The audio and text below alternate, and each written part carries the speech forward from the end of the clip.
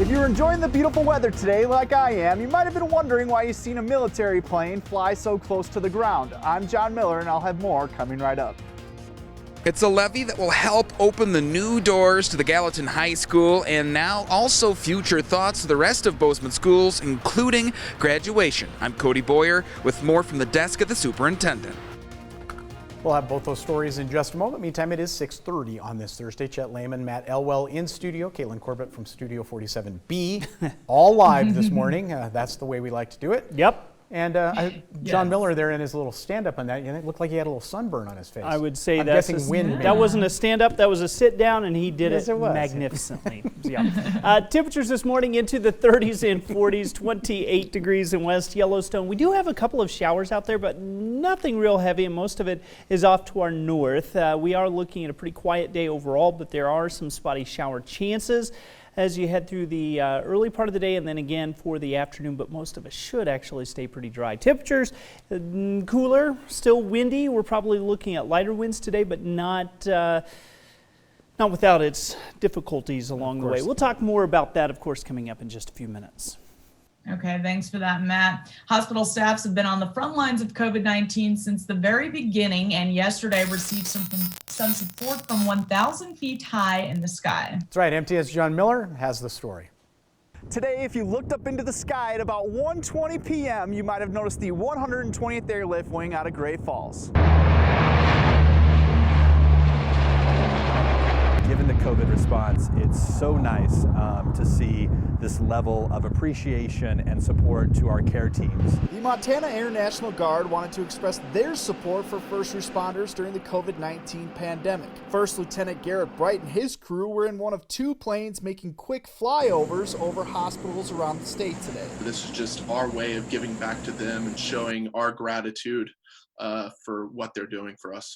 Normally flying around 20,000 feet, the C-130 was flying between 500 to 1,000 feet today, which means they could see you first responders. We'll be at an altitude that we'll be able to see them on the ground and, be able to pick them up. The flight also symbolized that the military always maintains its readiness. This is also showing that, the Air Force, all the branches, we're constantly staying ready. Ready for whatever, job that we need to do. Bright has flown all over the world, but it's his first flyover, a moment he'll never forget as this event is a symbol of hope. This is going to be that, kind of spark of light, looking back upon this time, I'll be able to always remember this flight for the rest of my life. Bright didn't want to leave our conversation without saying one last thing. Just a huge thank you to those first responders and, keep doing the good work, and we're all here rooting for you guys. In Bozeman, John Miller, MTN News. That's super cool. A win-win for everybody involved in that one. By the way, Butte also celebrated the flyover with a small parade honoring medical workers and first responders.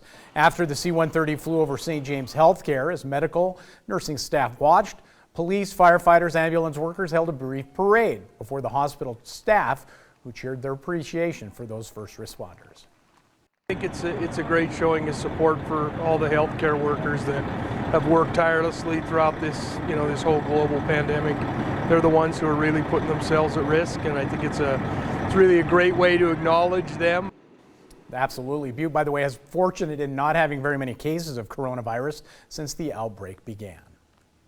Governor Steve Bullock has announced that $10 million in federal aid is now available for child care providers across the state. That money is coming from the CARES Act, and it's aimed at helping licensed and registered daycare providers that have had to close because of the COVID-19 pandemic. Providers who care for up to 6 kids are eligible for a $3,000 emergency payment. Providers who care for 7 to 12 kids can get $5,000, and providers that care for 13 or more children are eligible for $8,000. The $10 million is not part of the $1.25 billion that's coming to Montana for the Coronavirus Relief Fund.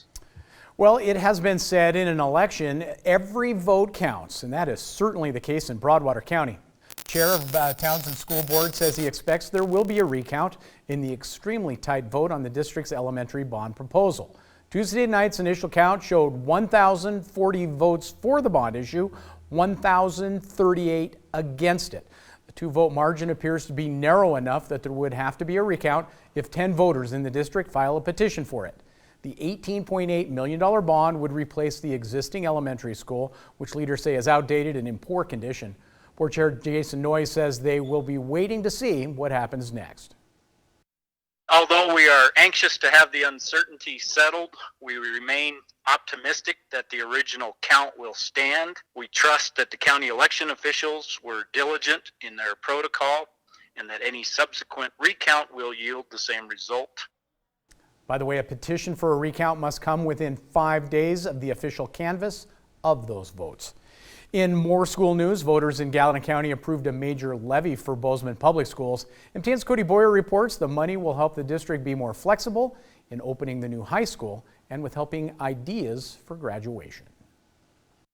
As the pandemic continues, the brick fieldhouse doors are still locked, and the future of Bozeman Senior Graduation Day, that's also still up in the air. But with a new levy on the table that has been passed that will help open the doors to the new high school, the superintendent says that ideas are now there that could make graduation possible. On Tuesday night, 58% of voters voted yes for a transition levy, requesting $1 million that will help Gallatin High School open as planned, while also allowing Bozeman High to remain just as operational. Superintendent Bob Connors tells me that the tax increase remains at zero, using interest money that the district already saved up from a $125 million bond approval 3 years ago.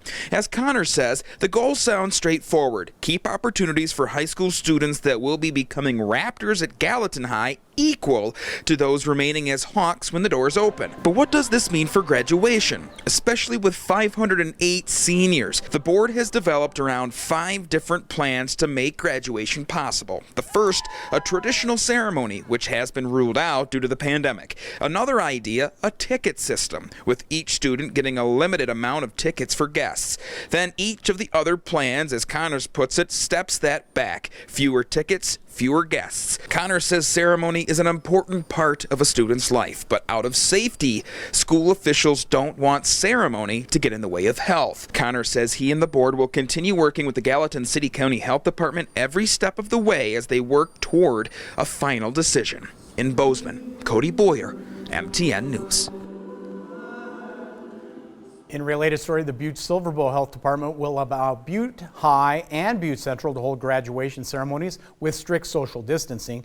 The dates have been set: May 17th for Butte Central at St. Anne's Catholic Church, Butte High Civic Center on May 27th.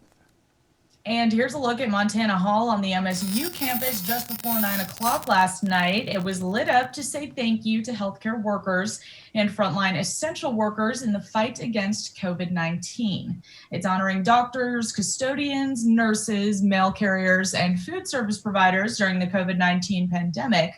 One of the custodians was the one who flipped the switch. That's so beautiful. I love it. 6:38 now, as social distancing and remote learning continue across Montana, communities are finding new ways to honor high school seniors. Parents and staff in Boulder and Townsend are showing their support and recognition in a proud display. MTN's Richie Melby picks up the story. I actually got a call from my teacher, Miss Marnick, and she just asked where in Clancy I kind of lived, and I told her my address, and I asked her why, and she wouldn't tell me. The answer? To display signs that read, "Home of a Jefferson High School senior, class of 2020, in each senior's yard. And for Jefferson, that meant 71 stops. Tim Norbeck had the idea of doing the signs. I was just the navigation specialist, and so I did plug in the addresses, and we just took off last Friday, and 10 hours and 170 miles, lots of laughs, lots of missed turns. It was a great day, just to see the smile on some of those faces, the parents and students alike. So that made it all worth it. A lot of unknown questions out there regarding them, but they are a special group, just like every group at Jefferson High School. And my heart goes out to them and their families, knowing that it's not easy, and they're great kids and a good class, and we do miss them. Some 30 miles northeast in Townsend, the parents of Broadwater County seniors were performing a similar plan. It was really fun. We put them out on Friday night. On Saturday morning to actually see people out walking around and taking pictures, and it really brought a sense of comfort, I guess. It was nice for the community to be able to get involved and show their support also. Word spread fast, but some seniors were left doing double takes.